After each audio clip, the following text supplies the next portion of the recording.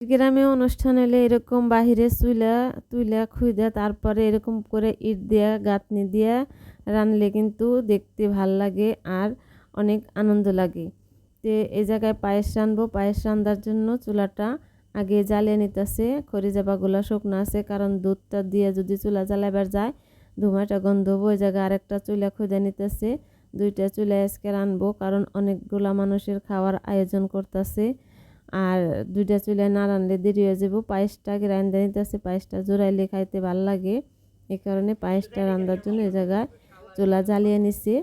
আর দুধের পাতিলটা এখন বসিয়ে দিব। উঠানের ভিতরে চুলা এভাবে কাইটে রানলে কিন্তু ভালোই লাগে। এখনকার তো যুগ বেড়াইছে, সব সেন্টারে রান্ধে আর ঘরে কোনো আয়োজনের কোনো চিন্তা ভাবনায় থাকে না, কষ্ট হবো। এই কারণে সব খালি রেডিমেড জিনিস এখন তালাশ করে মানুষ।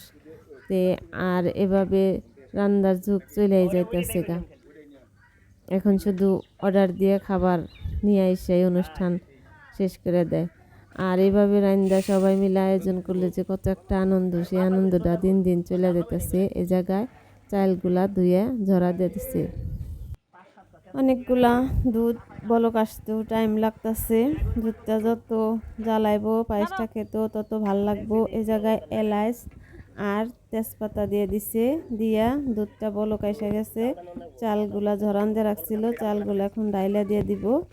আর এই চালগুলা ফুটাইবো, ভালো করে ফুটিয়ে তারপরে চিনি দিয়ে দিব। চালটা যদি না ফুটে চিনি দিয়ে দিলে পায়েসটা খেতে ভাল লাগবো না, চাল চাল লাগবো। এই কারণে চালটা ফুটলে চিনিটা দিয়ে দিলে পায়েসটা অনেক ভালো হয়। আর চিনিটা এখন দিয়ে দিব। চালটা যে ফুটে গেছে গা, চিনিটা ডাইলে দিয়ে দিতেছে। এই জায়গায় 5 কেজির একটা প্যাকেট ডাইলে দিল, দিয়ে আরেকটু দিয়ে দিব ডাইলে। মিষ্টিটা কম হতে পারে বলে আরেকটু ডাইলে দিল। এভাবে পায়েসটা রানলে খাইতে কিন্তু ভালো লাগে। খালি দুধের পায়েস আমরা এভাবেই মাঝে মাঝে অনুষ্ঠান হলে রান্ধি। আর যারা দইয়ের ব্যবস্থা করে তারা তো দইয়ের ব্যবস্থা করে, আর যাগো সামর্থ্য কম তারা এইভাবে পায়েস রানলে খাইতে ভালোই লাগে। পায়েসটা হয়ে গেছে, সামান্য একটু লবণ দিয়ে দিছে। আর এখন দিয়ে দিব কিছু কিশমিশ। এটি কিন্তু সব এলাচ বাজতেছে, আর দিয়ে দিল কিশমিশ। দিয়ে এখন একটা ছোট বল হাতে নিয়ে তারপরে পায়েসটা বাইরে দিব জোরানোর জন্য, কারণ মিষ্টি যে কোনো জিনিসই জোরাইলে খাইতে ভাল লাগে।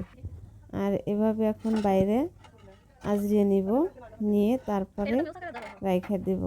ভালো থাকবেন সবাই। ভিডিওটা ভালো লাগলে লাইক কমেন্ট শেয়ার দেওয়ার পাশে থাকবেন। আসসালামু আলাইকুম।